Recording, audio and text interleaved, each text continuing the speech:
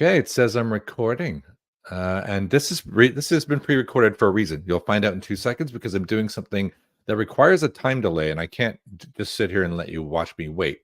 So you'll find out in exactly 2 seconds. It's been ages since I've done a review. I can't even remember the last time I did it, and my laptop has been exploding. It's a piece of garbage. I'm getting a new one hopefully in the next month. So if this is lagging or weird or choppy, I guess I hope that'll go away. Um, but for this one, I am doing Impossibrew. Yes, a out of January low alcohol beer, enhanced social blend. What is going on here? What's it claiming? It's claiming that it is enhanced pale ale with nootropics. You can see the social blend claim and the word nootropic there. It's very small, but you can sort of see it there. And what the heck does that mean?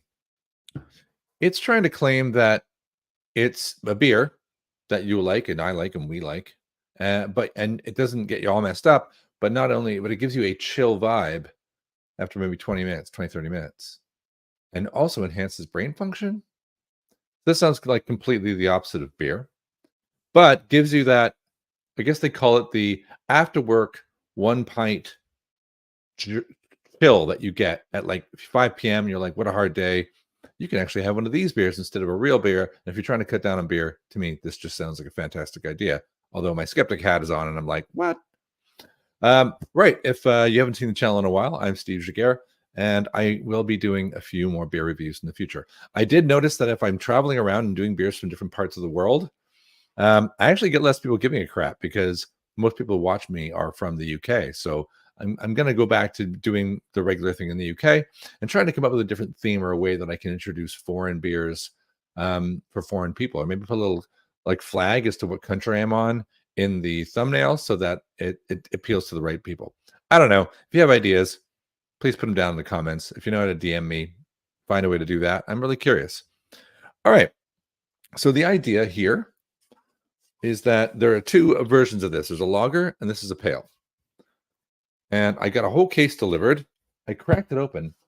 It comes with this, the experience manual. And you can see there's like instructions here, right? You open it, you have it at the light empty stomach, which is where I am. I haven't had dinner yet, so it should be perfect. One can, of course, I'm going to share. And then it says wait 25 minutes and then fill in the survey about, am I more energetic? What else does it say? Lighter head, more talkative, lighter body. That'd be good. More relaxed, etc. So it's got a little quiz. It wants to really know how I feel. So that's why I'm recording this. I'm not doing it live. I'm going to send it out on a recording immediately, but the record and StreamYard has a pause. So let's do it. Let's first talk about whether it tastes any good, because alcohol-free beers tend to suck. Not as bad as, if you've watched any of my dry January ones, of which there are many, one of my favorite alcohol-free beer manufacturers is a company called Mash Gang. I think First Chopped is a good one. I kind of like the Brewdog ones, even though people don't like Brewdog. But I expect it to be awful. That's the expectation. It smells awesome. It smells like a session IPA. Yeah, it's got some mangoes on the nose. Bit of stone fruit, kind of peachy. It smells good. Take a look at it. Now I've got it whacked in a Brewdog glass. Apologies to Impossibrew. Here, I'll try it this way. But it's a little hazy. It actually is convincing that it's a really actual good beer. I'm actually quite excited about this. If the flavor lives up to the smell, I kind of don't care about the other stuff. This is just a very tasty alcohol-free beer.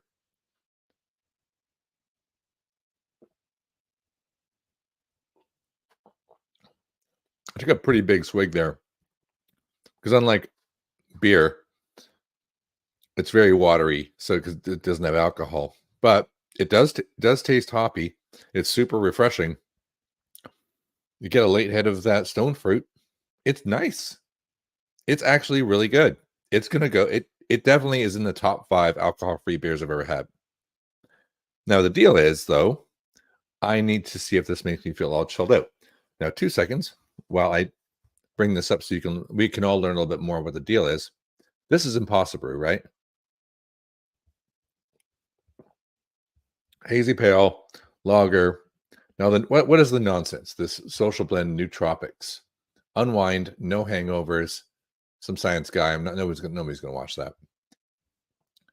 L-Theanine and other active plants to replace alcohol with a relaxing experience. Do the crime, skip the time. Okay. Brainwaves, social, whatever this is. L-Theanine, relaxation, stress relief without drowsiness. Well, that's pretty cool. Calm mental state. I like all these things. Ashwagandha, I've heard of that. B1 is a catalyst to make it reduce anxiety. I mean, this sounds like a really nice end of day beer, not necessarily end of work beer, but I like the sound of sounder sleep. Maybe I'll have another one later on and talk to you tomorrow about whether any of this stuff works. They're calling these things nootropics, so I did some homework on it. And they're essentially cognitive function boosting smart drugs. If you go to Wikipedia, the very first one it gives you is caffeine. Hey, there you go. You've been doing nootropics the whole time. Who knew? If you go to buy it, I think it's worth doing that because you want to know how much you're going to spend on this stuff, right? It's not that cheap. There's the pail, 10 cans for 30 pounds. That's exactly what I bought. I couldn't buy one can. They have singles, but they say they're all sold out. So I bought 30 pounds, bought 10 cans. We got the first one here. We're going to see how it goes. So I'm going to zoom back over here. There's a little bit of background noise. I'm going to pause now, and I'm going to be back in the required 25 minutes, and we'll see if I'm super, super mellow or smarter. Back in 2 seconds. All right. We're back. There's the end of the Impossibrew. A little ambiguous, the instructions, because it's like, it takes me 20 minutes to drink a beer typically, or about. So I kind of threw that one back pretty quick and then left a little bit at the end just for the effect of showing you the end of the end of it. One thing's for sure is I got to go to the toilet now. That's not an expected effect of drinking. What was the questions I was supposed to answer on here? More energetic, more relaxed. It sounds like there's some uncertainty here as to what they're expecting. I guess it depends on what you react more to in terms of these nootropics. More talkative. There we go. Yeah, I do feel pretty chatty. More. No, I don't. Yeah, it's more creative. Hard to know. I'm not really engaging in tasks right now that make me do that. I generally feel talkative, though. I have a YouTube channel, so what a surprise. I definitely don't feel boozy. I do maybe feel a little bit more like something, but it's not obvious. And the marketing makes you overly analyze your own vibe or feeling. So I'm not 100% sure about it. And I'm just gonna say it doesn't not do what it says. I can't tell you for sure. It's just not overly powering me right now. I did everything right, I think. I don't know if it means I should have waited 20 minutes after I finished the last sip, which means you have to wait like an hour before you even start the beer, which I don't have time and you don't have time.